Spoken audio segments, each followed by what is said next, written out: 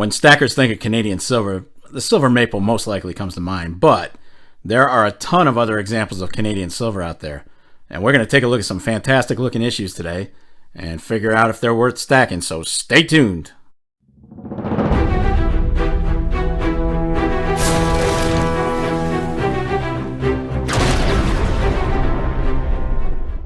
What do you say, YouTube? What's a good word? Welcome to another episode of the Silver and Gold Stack Attack. I hope everyone's doing well, and I'd like to thank you for checking out the latest video here at the channel. And also, as always, for all the amazing support. It really does mean more than you know, and I appreciate it. So thank you. Today, we're going to talk about Canadian silver in its many forms and whether or not they're worth stacking. But really quickly, if you're going to dive deeply into Canadian coinage, I highly recommend picking up a copy of this book. I'm not getting paid to plug it. I'm not getting any kind of kickback, but I found it useful since I am really into Canadian silver. So something to think about, just something to think about. You take the values with a grain of salt like any price guide, but the info is good. Anyway, all that said, let's go ahead and roll it. So let's take a look at some Canadian silver. Again, when a lot of folks think about Canadian silver, they're most likely going to gravitate toward the maple and the Myriad segment series, which is fine, since the maple is one of the most well-known government-backed silver bullion issues in the world. Their liquidity ranks, in my opinion, as right around the third most liquid bullion behind only the Libertad and Silver Eagles. But again, there's a lot more to Canadian silver than just the maple, so we're going to do a quick introduction to just some of them, and then we'll go over pricing and whether or not they're worth stacking. And as always, the presentation within is just my opinion. I'm not telling you which to stack, which not to stack. I'm just giving you the info. You guys make the decision. Everyone's opinion is going to vary. So let's start off with commemoratives from 1971 to 1991, and that would have been this series here. Really nice, but they are only 50% silver. The actual silver weight is 0.375 ounces, so really just under 0.4 of an ounce. And these are all proof coins issued in collector cases, encapsulated, and depending on the design and how limited the run is, you'll pay anywhere from around $10 to $25 each on the secondary. So are these stackable?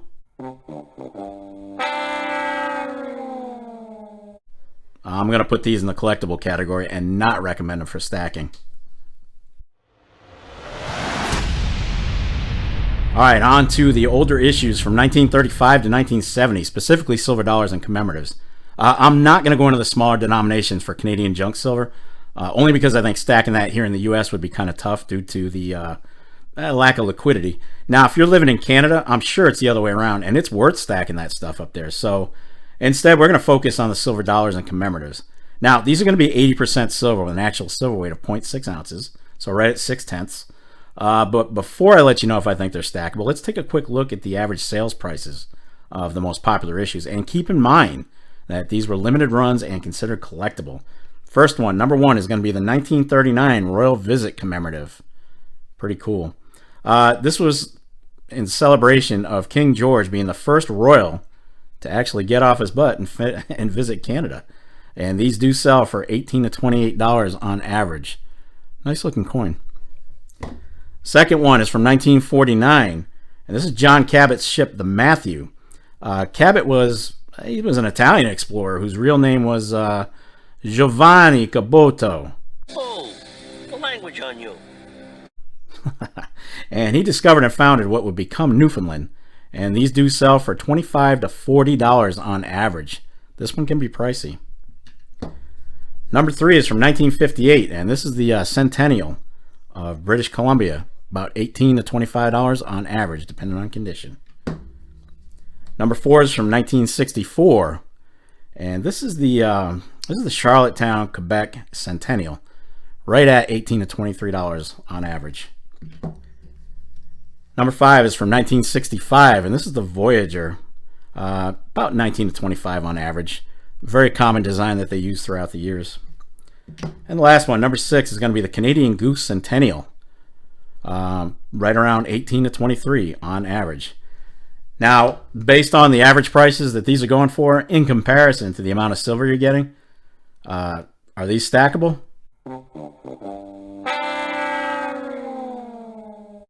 Yeah, I'm going to put these in the collectible category and not recommend them for stacking.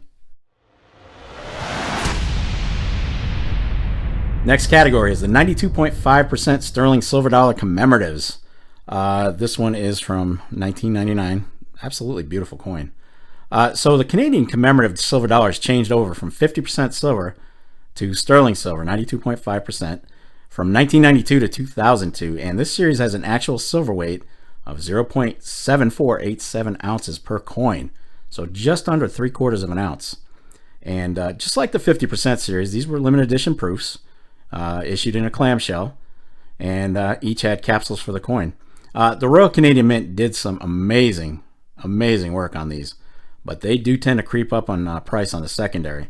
So based on that versus the actual silver weight,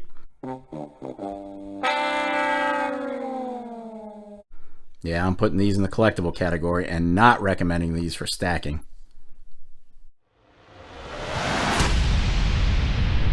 All right, now we're up to the 4/9 fine silver dollar commemoratives. And this particular one is from 2004. Another beautiful example. Once again, the RMC increased the silver content on the commemoratives, going from 92.5% sterling to 99.99% fine, starting right around 2003 to present day. This series has an actual silver weight of 0.8093 ounces. So really, it's only 2/10 short of an actual full ounce. Again, these coins had a limited run. They were approved coins. And the prices on these can go from barely reasonable to completely absurd, at least here in the US. Some of these are going as high as $45 to $55, and that's not even with a full ounce of silver. And others can be had in the $30 range if you're lucky. Now, the recurring theme of these issues is that they're amazingly well done. I expected that. But the prices don't exactly make them a bargain in comparison to their silver content. So that said, and to the surprise of no one, I'm sure, you got it.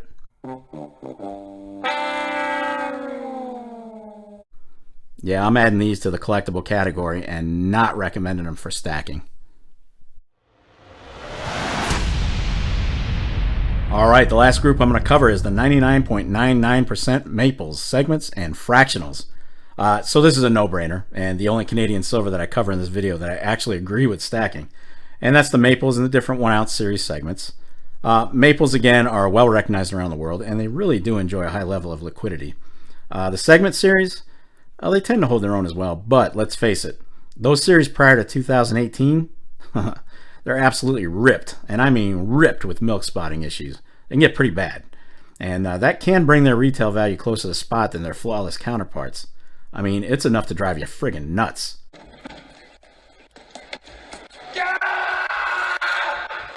But overall, I think the maples and the 1-ounce series are definitely worthy of stacking, and I do tend to keep tons of each in my own stack.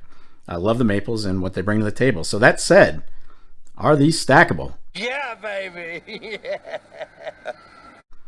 Yep, I would put these in the good for stacking category. But there's a but. Hell, there's always a but these days. The fractional series that we talked about earlier, you got to be careful with those since the premiums are high and the resale values can actually tank over the years. You have to ask yourself if you really want to pay much more for a half ounce of silver. I mean, is it a beautiful coin? Absolutely. But it's a half ounce with a high premium. So just do your research if you're going to buy anything less than an ounce. They may look great, but the potential to lose money on them down the road is definitely something you got to be aware of. 3 hours later. Can you move it along? I'm all out of time cards. All right. There you have it. Now, again, while I don't see Canadian junk silver as being a solid buy here in the States, due to the potential, emphasis on potential, liquidity issues, that's not a death sentence on them. I'm sure they do far better in Canada, though. Now, again, do your due diligence before stacking anything, especially those. We've also seen where many of the issues other than maples and the other 1-ounce segments aren't without risk as well. A lot of that collectible stuff is hard to put a price on because you just never know what you're going to get. It's always predicated on what you can sell it to someone else for. Now, that said, if you want to collect something, well, I do recommend these series. I had an absolute blast putting my sets together. It's a lot of fun. You learn a little bit. It's kind of cool. They're great looking coins. Just know going in that you're probably not going to get a whole lot on the resale, even though they're proofs and collectible. But that's going to wrap it up for this episode of the Silver and Gold Stack Attack. And if you made it this far, well, kudos to you. I will definitely catch up with you in the next episode. But in the meantime, What do you want to do with your life?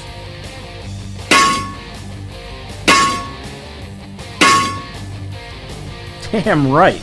Get stacked, eh? That was terrible. I'm sorry. I know. Sorry, Canada. Stay safe and be well, everyone. I am out of here. Peace, folks. Be excellent to each other. Party on, dudes.